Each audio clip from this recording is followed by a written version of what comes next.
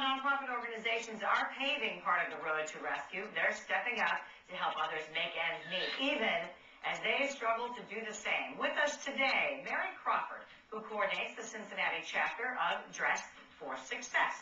Jacqueline Brown, Executive Director of the Atlanta Children's Shelter, and from Dallas, one of these organizations, Success Stories, can't wait to hear it, Michael Butler, found a job with the help of his church. I want to go ahead and begin with you, Mary, if I could. A lot of people have heard of your organization, Dress for Success, but what they may not know is that you offer quite a bit of other services, particularly now, some help with finding jobs.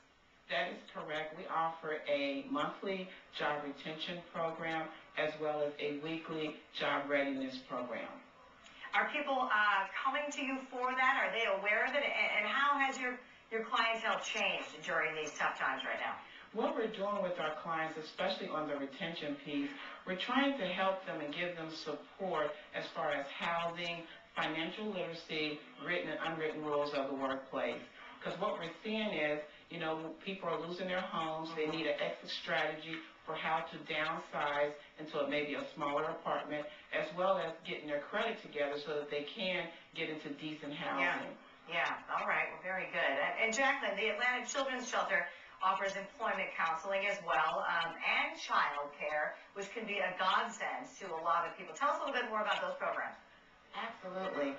The Atlanta Children's Shelter is for families that reside in homeless shelters, either emergency night shelters or transitional housing.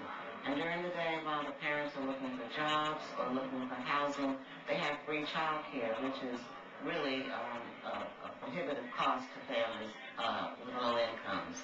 Yeah, because we hear an awful lot about people wanting to go out and get jobs, and you know, it takes a while now because of the current situation that we're in, and their biggest issue ends up being someone to take care of their children.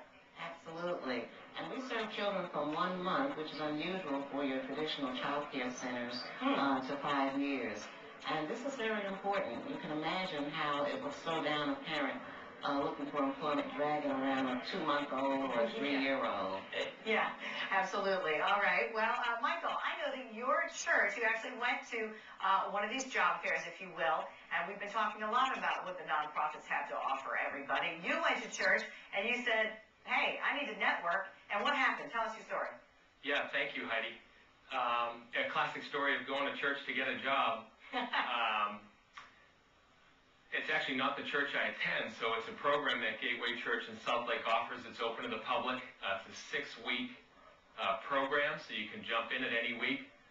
They offer the types of things that I was needing at the time. Career direction is one of the topics they cover a week, interviewing, and networking is certainly another that I was interested in. Did you ever expect to find yourself in this situation? You know, it's, I guess, just part of God's plan. So it's really a neat thing that's happened. Yeah, well, we certainly wish you the very best, and love to hear these success stories. Mary, I want to go back to you quickly. What can people do to help out Dress for Success? And because obviously we want to see you succeed so that you can help other people.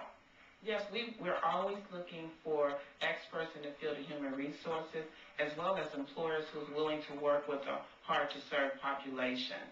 Yeah, because I think sometimes people forget that in times like this, you don't always have to give money. You can volunteer your time, and you could help out with that. Jacqueline, back to you. Are you seeing this is what's happening in the Atlanta Children's Shelter? Now, do you know of other areas or other shelters across the country that are starting to look at your model and are saying, hey, we're going to do some of what they're doing in Atlanta? Yes, there are a few other states, cities across the country that have replicated our model. I know there's one in Boston, and there is one here in Decatur as well, in the metro area, that find that homeless families need that extra support in order to get out of homelessness and back into the community. Yeah, that child care support. All right. And Michael, hey, before we let all of you go, any advice for people who are looking for a job? I mean, you did it. You have one now. So what would you say to them?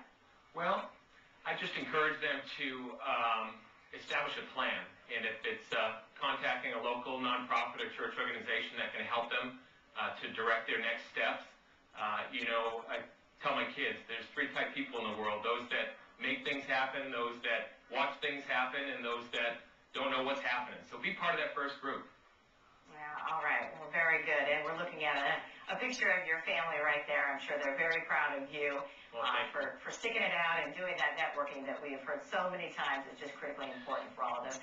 Thanks so much, you guys. We appreciate your stories today. Mary Crawford from Dress for Success, Jacqueline Brown from the Atlanta Children's Shelter, and Michael Butler, who now has a job, thanks in part to his church. Again, snapshots across America. Thanks, guys.